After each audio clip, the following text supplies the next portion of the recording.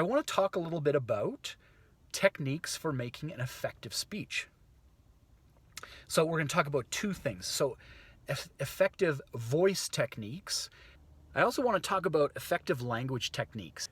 One of them certainly is humor. I like to do that, although sometimes I think my humor falls flat. Use things like alliteration, metaphor, and simile.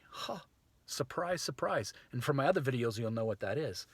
Alliteration is just the repetition of beginning sounds, but do it appropriately, not out of context, but do it appropriately within the writing that you do. You could use lists. 3-part lists are something really, really effective. It's a rhetorical device is what it's called, and that might be, say, 3 reasons to do something in a list. 1 reason, comma, another reason, comma, and the last reason.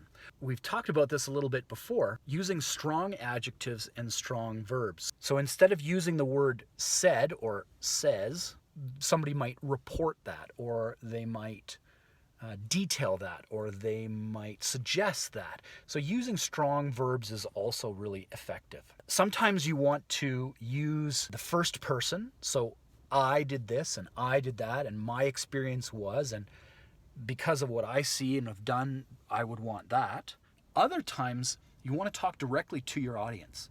You are listening to me because I'm talking to you directly. And when I talk to you directly and I make eye contact with you, it will be effective. Rhetorical questions. So that's when you ask a question, although you're not looking for an answer, you ask a question that gets people thinking.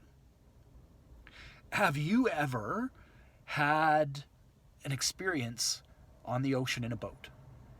Sometimes when you're writing a speech, you want to appeal to the head of your audience. Using logic or history or laying that out reasonably for your audience can be really effective.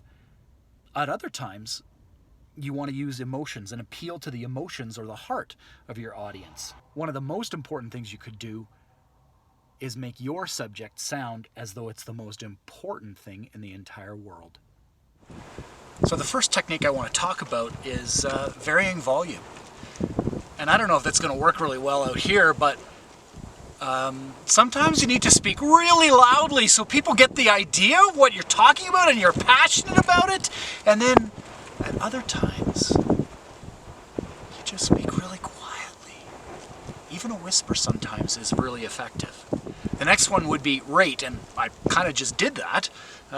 If you talk really fast sometimes and it's really important, and it's at other times you gain interest by slowing things down a little bit. Another thing is important is that you're not mumbling like this. You have to actually open your mouth and move your lips really well. And when you move your lips around the words, people begin to understand even better what it is you're trying to say. Sometimes you really have to be really high with your pitch, although you're not being really loud. Your voice goes up and up and up.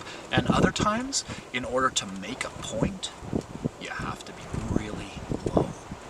Remember, I'm looking for you to do your speech about your favorite ancestor and include in it anecdotes. I'm also looking for you to include historical information. That may be history of the area, history of the time generally, even though it may not be history of your particular ancestor. Want you to use some genealogy, so showing a chart, having a picture, drawing something that tells me, helps me understand how this person is connected to you would be effective. And also that there may be kind of family legends or myths.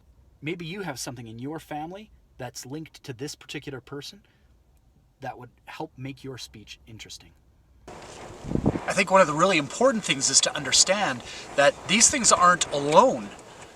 If you vary your volume and you vary your rate and you enunciate well and you vary your pitch all at the same time at the most appropriate times, what you get is a good speech. People are engaged in how you talk. If you don't, people fall asleep. It's true. I've done it.